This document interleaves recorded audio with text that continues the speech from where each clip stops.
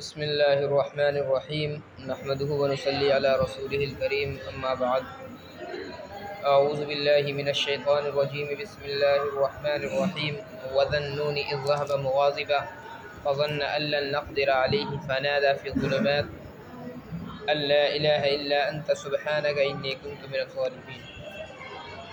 सदक़ल्लाहुल अज़ीम।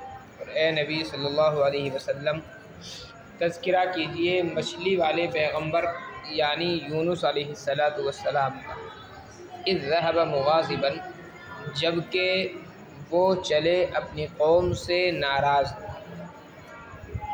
फ़ज़न्न अन लन नक़दिर अलैहि, क्या उनका ये ख़याल था कि हमारी उनके ऊपर कुदरत नहीं। फ़नादा फ़ी ज़ुलुमात, फिर पुकारा उन्होंने अंधेरों में कि अल्लाह के अलावा कोई माबूद नहीं है, कोई माबूद है अल्लाह सिवाय आपके। सुबहानक, आपकी ज़ात पाक है। इन्नी कुन्तु मिनज़ ज़ालिमीन, यकीनन मैं ही कसूरवार। हज़रत यूनुस अलैहिस्सलातु वस्सलाम के वाक़ये की तरफ मुख्तसर सा इशारा किया गया है। यूनुस अलैहिस्सलातु वस्सलाम का जो ये वाक़या है बड़ा मशहूर मारूफ़ है।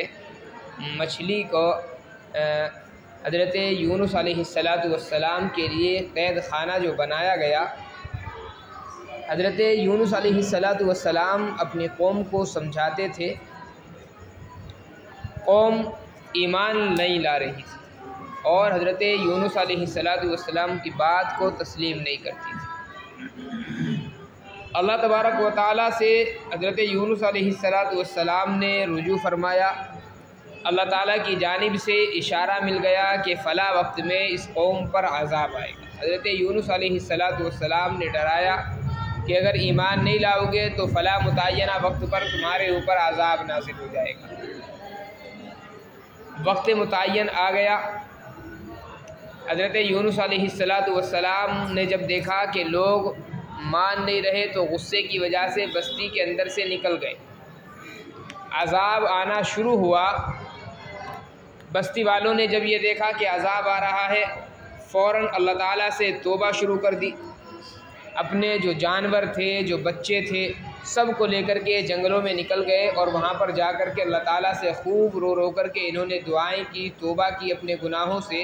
इनकी तौबा की वजह से इनके ऊपर से अल्लाह तबारक व तआला ने अज़ाब को हटा लिया।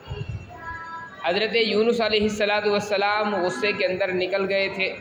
होना ये चाहिए था कि जब अज़ाब नहीं आया तो बस्ती के अंदर वापस आ जाते, लेकिन हज़रत यूनुस अलैहिस्सलातु वस्सलाम अब इस बस्ती में वापस नहीं आए। और वापस ना आने की वजह ये थी कि उनके यहाँ एक क़ानून ये था कि अगर कोई आदमी झूठा साबित हो जाए तो उसको जान से मार दिया जाए। अब हज़रत यूनुस अलैहिस्सलातु वस्सलाम ने चूँकि बाज़ाब्ता वक्त मुतय्यन बतला दिया था कि फ़ला वक्त पर अज़ाब आएगा, अज़ाब नहीं आया तो हज़रत यूनुस अलैहिस्सलातु वस्सलाम बज़ाहिर झूठे साबित हो रहे। हज़रत यूनुस अलैहिस्सलातु वस्सलाम को ये महसूस हुआ कि अगर मैं वहाँ पर चला गया लोग मुझे जान से मार देंगे अपने क़ानून के मुताबिक।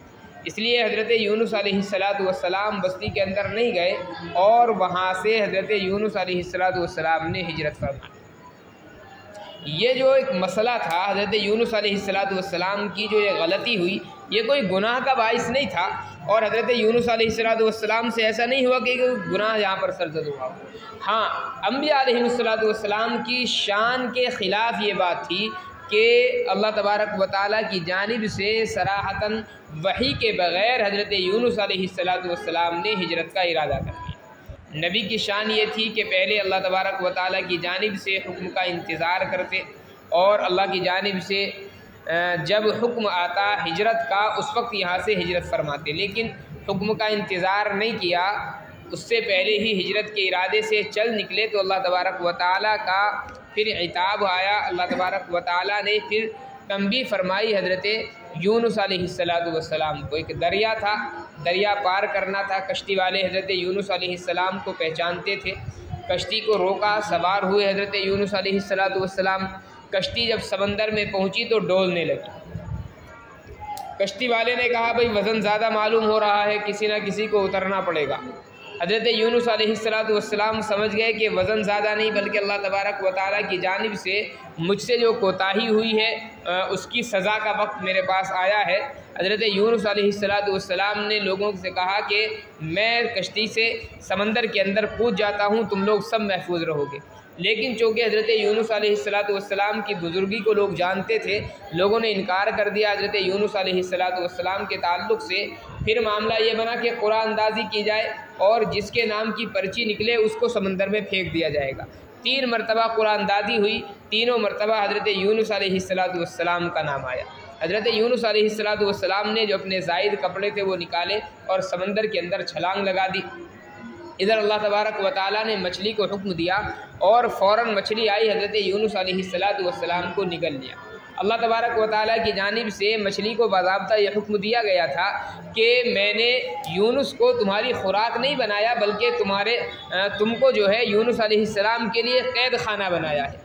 इसलिए यूनुस अलैहिस्सलाम को किसी तरह की कोई तकलीफ़ नहीं होनी चाहिए। बड़ी मछली थी। हज़रत यूनुस अलैहिस्सलाम को जब उसने निगला तो यूनुस अलैहिस्सलाम ने समझा कि शायद मेरा काम तमाम हो गया है, यानी मौत मेरी वाक़ई हो गई है। तो हज़रत यूनुस अलैहिस्सलाम ने ज़रा हिलजुल करके देखा और पैर फैलाए, देखा तो पैर वगैरह सब चल रहे हैं। हज़रत यूनुस अलैहिस्सलाम को इत्मीनान हो गया कि अभी मेरा इंतकाल नहीं हुआ। अब हज़रत यूनुस अलैहिस्सलाम को फ़ौरन ख़याल आया कि अल्लाह तबारक व तआला की जानिब से ये मेरे लिए सज़ा तजवीज़ हुई है, इसलिए फ़ौरन खड़े हुए और हज़रत यूनुस अलैहिस्सलाम ने मछली के पेट में ही 2 रकत नमाज अदा फरमाई। और 2 रकत नमाज अदा फरमाने के बाद में फिर अल्लाह तबारक व तआला की तारीफ़ फरमाई और अर्ज़ किया कि अल्लाह मैंने ऐसी जगह पर तेरी इबादत की है कि आज तक किसी ने ऐसी जगह तेरी इबादत नहीं की थी। ज़ाहिर है मछली के पेट में एक अनोखा वाक़या था। और उस वक्त हज़रत यूनुस अलैहिस्सलाम ने फिर दुआ फरमाई, ला इलाहा इल्ला अंत सुब्हानक इन्नी कुन्तु मिनज़ ज़ालिमीन। अबू दाऊद शरीफ की रिवायत है, आका हज़रत अमर बिन आस रज़ी अल्लाह तआला ने इसको रिवायत करते हैं। फरमाया आका अलैहिस्सलाम ने कि जो बंदा हज़रत यूनुस अलैहिस्सलाम के कहे हुए इन अल्फाज के साथ अल्लाह तबारक व तआला से दुआ करता है, अल्लाह तबारक व तआला हर हाल में उसकी दुआ को कबूल फरमाता है। हज़रत यूनुस अलैहिस्सलाम ने बहरहाल दुआ फरमाई। जितने दिन अल्लाह तबारक व तआला की जानिब से यूनुस अलैहिस्सलाम को मछली के पेट में रहना मुक़द्दर था, रहे। 40 दिन की रिवायत ज़्यादातर मिलती है, लेकिन कोई हतमी रिवायत नहीं है कि 40 ही दिन मुतय्यन हो, कम और ज़्यादा भी इसमें हो सकते हैं। मशहूर जो रिवायात हैं इस सिलसिले में 40 दिन की है कि 40 दिन हज़रत यूनुस अलैहिस्सलाम मछली के पेट में रहे। इसके बाद में अल्लाह तबारक व तआला ने मछली को हुक्म दिया और वो किनारे पर आकर के फिर हज़रत यूनुस अलैहिस्सलाम को उसने पेट से निकाला और वो निकाल करके एक किनारे पर डाल करके चली गई। यूनुस अलैहिस्सलाम चूँकि बहुत ज़्यादा कमज़ोर हो चुके थे और हिलने जुलने की ताकत भी अब हज़रत यूनुस अलैहिस्सलाम के अंदर नहीं थी। इसलिए अल्लाह तबारक व तआला ने फिर बाज़ाब्ता यहाँ पर हज़रत यूनुस अलैहिस्सलाम के लिए रोज़ी का इंतज़ाम फरमाया। चूँकि चटियल मैदान में मछली ने छोड़ा था, धूप थी और यूनुस अलैहिस्सलाम हिलजुल नहीं सकते थे, इसलिए अल्लाह तबारक व तआला ने कद्दू का एक पौधा वहाँ पर उगाया। और आम जो कद्दू के पौधे होते हैं वो बेल की शक्ल में होते हैं और बेल जो है वो इस कैफियत के साथ नहीं होती कि किसी के ऊपर साया कर सके। इसलिए मोजज़े के तौर पर फिर अल्लाह तबारक व तआला ने कद्दू का जो है बाज़ाब्ता पेड़ बनाया जिसने साया किया हज़रत यूनुस अलैहिस्सलाम के पास। और खाने पीने का कोई इंतज़ाम नहीं था तो अल्लाह तबारक व तआला ने एक बकरी को बाज़ाब्ता मुतय्यन फरमाया। वो बकरी सुबह और शाम आती थी, हज़रत यूनुस अलैहिस्सलाम को दूध पिला करके चली जाती थी। कुछ दिनों के बाद में हज़रत यूनुस अलैहिस्सलाम सेहतयाब हुए और फिर अल्लाह तबारक व तआला की जानिब से हुक्म हुआ कि आप अपनी बस्ती नैनवा में वापस जाएँ। एक वाक़या तो ये है जो इस आयत के ताल्लुक़ से है और ज़्यादातर मुफस्सिरीन ने इसी वाक़े को यहाँ पर नकल किया है कि यूनुस अलैहिस्सलाम जो बस्ती से निकले हैं वो अज़ाब को देख करके। एक वाक़या और है इस सिलसिले में जो गैर मशहूर है लेकिन बहरहाल मोतबर है, वो भी हज़रत शिया अलैहिस्सलाम एक नबी गुज़रे और पहले ज़माने में होता ये था कि आम तौर पर नबियों के साथ में अल्लाह तबारक व तआला बादशाहों को भी मुतय्यन फरमाया करता था तबलीग दीन के लिए। और होता यह था कि कोई भी हुक्म बादशाह को करना होता था तो अल्लाह तबारक व तआला नबी के ज़रिए से बादशाह को कहलाता था और फिर वो बादशाह नबी के कहने के मुताबिक अमल किया करता था।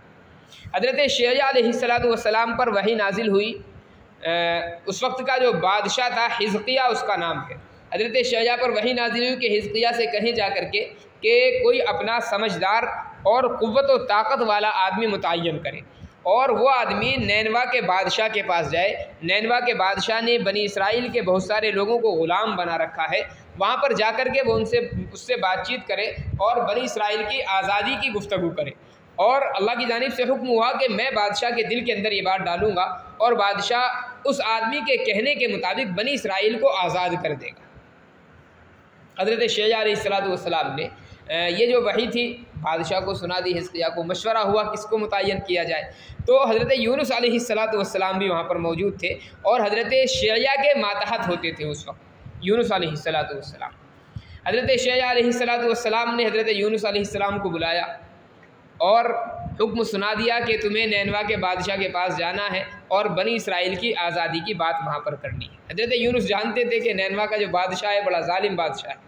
हज़रत यूनुस अलैहिस्सलाम वो गुस्सा हो गए और हज़रत यूनुस अलैहिस्सलाम ने मालूम किया का एक बात बताओ, क्या बादशाह ने तुमसे मेरा नाम लेकर के कहा है कि यूनुस को ही भेजना है? शहजा अलैहिस्सलाम ने फरमाया कि नाम तो नहीं लिया, बल्कि आम कहा गया है कि जो क़ुव्वत वाला आदमी हो उसको भेजना है। हज़रत यूनुस ने मालूम किया कि आप ये बताएं कि अल्लाह ताला ने मेरा नाम लिया है। हज़रत शहजा ने फरमाया अल्लाह ने भी तुम्हारा नाम नहीं लिया। तो हज़रत यूनुस ने फरमाया कि फिर मैं ही क्यों, मेरे अलावा कोई और आदमी भी जा सकता है। बहरहाल हज़रत शहजा अलैहिस्सलाम चूँकि नबी थे इसलिए हज़रत शहजा अलैहिस्सलाम ने हुक्मन फरमाया यूनुस अलैहिस्सलाम को तुम ही को जाना है। तो हज़रत यूनुस अलैहिस्सलाम चले तो वहाँ से उनके कहने के मुताबिक, लेकिन चेहरे पर गुस्से के आसार थे और अंदर से हज़रत यूनुस अलैहिस्सलाम राज़ी नहीं थे नैनवा के बादशाह के पास जाने के लिए। तो चूँकि हज़रत यूनुस अलैहिस्सलाम से एक लग़ज़िश यहाँ पर यह हुई कि हज़रत शहजा अलैहिस्सलाम जो नबी थे उनके कहने के मुताबिक हज़रत यूनुस अलैहिस्सलाम ने खुश दिली से और रज़ामंदी से अमल नहीं किया, बल्कि कबीदा खातिर होकर के अमल के लिए वो तैयार हुए हैं। अल्लाह तबारक व तआला ने इसकी सज़ा देने के लिए हज़रत यूनुस अलैहिस्सलाम को मछली के पेट के अंदर रखा है। ये दोनों वाक़यात हैं, इन दोनों में से दोनों भी इसका पस मंज़र हो सकता है। ज़्यादातर मशहूर जो है बहरहाल वो अज़ाब वाला वाक़या है। वज़न्नून इज़ ज़हब मुग़ाज़िबा, और याद करें हज़रत ज़ुन्नून यानी मछली वाले पैगम्बर हज़रत यूनुस अलैहिस्सलाम को जबकि वो गुस्सा होकर के चले, क्या उनका ये ख़याल था कि हम उन पर दारोगीर नहीं करेंगे, उनको सज़ा नहीं देंगे। फ़नादा फ़ी ज़ुलुमात, फिर उन्होंने पुकारा अंधेरों में। ये जो अंधेरा था ज़ाहिर है समंदर का भी अंधेरा है, मछली के पेट का अंधेरा है। अल्ला इलाहा इल्ला अंत सुब्हानका, पुकारा कि अल्लाह तेरे अलावा कोई माबूद नहीं, आप ही की ज़ात पाक है। इन्नी कुन्तु मिनज़ ज़ालिमीन, यकीनन मैं ज़ालिमों में से हूँ, कसूरवारों में से हूँ। फ़स्तजबना लहू, हमने उनकी दुआ को कबूल किया। वनज्जयनाहु मिनल गम, और हमने उनको उस घुटन से नजात दे दी, यानी मछली के पेट से हमने नजात दी। वकज़ालिका नुंजिल मुमिनीन, और हम ईमान वालों को ऐसे ही नजात दे देते हैं। वज़करिया इज़ नादा रब्बहु रब्बि ला तज़रनी फ़रदन व अंत खैरुल वारिसीन, और ज़िक्र करें हज़रत ज़करिया अलैहिस्सलाम का जबकि उन्होंने पुकारा अपने रब को, दुआ की अपने रब से, रब्बि ला तज़रनी फ़रदा, ए मेरे रब मुझे तन्हा न छोड़, व अंत खैरुल वारिसीन, और आप तमाम वारिसों में सबसे बेहतर हैं। तन्हा न छोड़ मतलब मुझे औलाद अता फरमा। हज़रत ज़करिया का जो मुफस्सल वाक़या है सूरह मरियम के इब्तिदाई आयात के अंदर ज़िक्र किया गया है कि हज़रत ज़करिया अलैहिस्सलाम ने जिस वक्त दुआ की है उस वक्त हज़रत ज़करिया अलैहिस्सलाम की जो कैफ़ियत थी बुढ़ापे की कैफ़ियत थी। आम रिवायात से साबित होता है कि हज़रत ज़करिया की उम्र जो है उस वक्त 120 साल है और हज़रत ज़करिया अलैहिस्सलाम की जो बीवी थी उनकी उम्र 98 साल थी। अब ज़ाहिर है ऐसे हालात में बच्चे के पैदा होने के कोई आसार नहीं होते। दूसरे मज़ीद ये कि सूरह मरियम के अंदर ज़िक्र किया गया कि हज़रत ज़करिया अलैहिस्सलाम की बीवी बांझ थी, यानी इब्तिदा से औलाद होती ही नहीं थी। फिर अल्लाह तबारक व तआला से हज़रत ज़करिया अलैहिस्सलाम ने दुआ फरमाई। इसका पस मंज़र भी वहाँ पर बताया था कि हज़रत ज़करिया अलैहिस्सलाम को दुआ के ज़रिए से जो औलाद की उम्मीद हुई थी वो हुई थी हज़रत मरियम अलैहिस्सलाम को देख करके। हज़रत मरियम के पास में जब उन्होंने देखा कि बग़ैर मौसम के फल अल्लाह तबारक व तआला की जानिब से आते हैं, फ़रिश्ते इंतज़ाम फरमाते हैं, तो उस वक्त उम्मीद हुई हज़रत ज़करिया अलैहिस्सलाम को कि जब अल्लाह मरियम के लिए बग़ैर मौसम के फल का इंतज़ाम कर सकता है तो मेरे लिए बग़ैर किसी सबब के अल्लाह तबारक व तआला औलाद का इंतज़ाम क्यों नहीं कर सकता। बहरहाल हज़रत ज़करिया ने औलाद की दुआ फरमाई और उस वक्त अल्लाह तबारक व तआला ने दुआ को कबूल फरमाया। फस्तजबना लहू, हमने उनकी दुआ को कबूल किया। ववहबना लहू यहया, और हमने उनको यहया अलैहिस्सलातु वस्सलाम की सूरत में फ़र्जंद अता फ़रमाया। व असलहना लहू ज़ौजा, और हमने उनकी बीवी को औलाद के काबिल बनाया।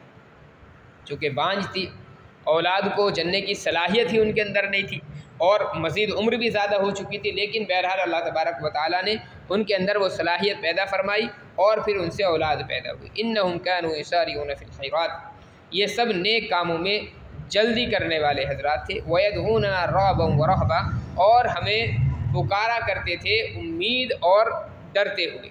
व कानू लना खाशिईन, और हमारे सामने झुककर ये लोग रहते थे, दब कर रहते थे। वल्लती अहसनत फ़रजहा फ़नफ़ख़ना फ़ीहा मिन रूहिना वजअलनाहा वब्नहा आयतन लिल आलमीन।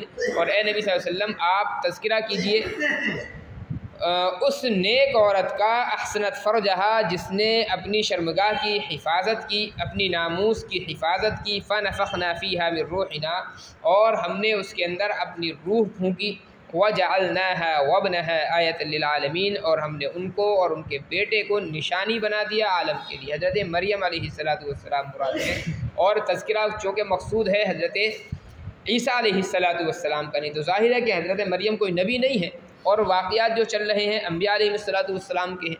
फिर हज़रत मरियम का तज़किरा क्यों किया गया? इसलिए कि हज़रत मरियम के वास्ते से ज़िक्र किया जाना है हज़रत ईसा अलैहिस्सलातु वस्सलाम। इन्न हाज़िही उम्मतुकुम उम्मतन वाहिदा, यकीनन तुम्हारा ये तरीक़ा बरहक तरीक़ा है, जो एक ही तरीक़ा है, चला आ रहा है, जिस पर तुमको रहना ज़रूरी है। फ़अबुदूनी, और मैं ही तुम्हारा माबूद हूँ, लिहाजा मेरी ही तुम इबादत करो। व तक़त्तऊ अमरहुम बैनहुम, और लोगों ने दीन के मुताल्लिक़ आपस में इख्तिलाफ़ पैदा कर दिया। आका अलैहिस्सलातु वस्सलाम के दुनिया में तशरीफ़ लाने से पहले जितने भी अदियान गुज़रे हैं, तमाम अदियान का ये मामला रहा है कि दीन में बहुत ज़्यादा इख्तिलाफ़ हुआ है, और सिर्फ़ मसाइल को लेकर के नहीं, बल्कि जो बुनियादी चीज़ें होती हैं और जो अक़ाइद के ताल्लुक़ से चीज़ें हैं, उन्हीं को लेकर के इख्तिलाफ़ पैदा हो गए।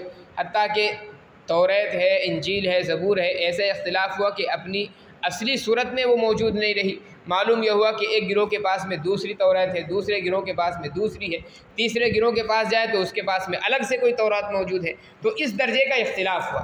अल्लाह तबारक व तआला ने उम्मत मुहम्मदिया को इस इख्तिलाफ़ से तो महफूज रखा है कि बुनियादी जो चीज़ें हैं, अल्लाह तबारक व तआला पर ईमान का मसला है, आका अलैहिस्सलातु वस्सलाम पर ईमान का मसला है, तो बुनियादी चीज़ों में अल्हम्दुलिल्लाह उम्मत मुहम्मदिया के अंदर इख्तिलाफ़ नहीं है।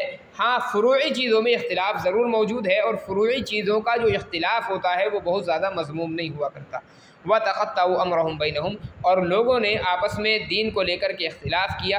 कुल्लुन इलैना राजिऊन, अल्लाह फरमाता है कि इन सब को हमारे पास वापस आना है, और हमारे पास वापस आने का नतीजा ये है कि फिर जो भी इनके दरमियान में इख्तिलाफ़ पैदा हुआ है, हमारे पास ये आएंगे तो इस इख्तिलाफ़ का नतीजा क्या होगा वो अज़ाब की सूरत में और हमारी तरफ से सज़ा की सूरत में ये ज़रूर देखेंगे। अल्लाह तबारक व तआला तमाम सज़ाओं से हमारी हिफाजत फरमाए। सुब्हानल्लाहि व बिहम्दिही, सुब्हानकल्लाहुम्मा व बिहम्दिका, व नशहदु अन ला इलाहा इल्ला अंता, नस्तगफिरुका व नतूबु इलैक। सुब्हान रब्बिका रब्बिल इज़्ज़ति अम्मा यसिफून, व सलाmun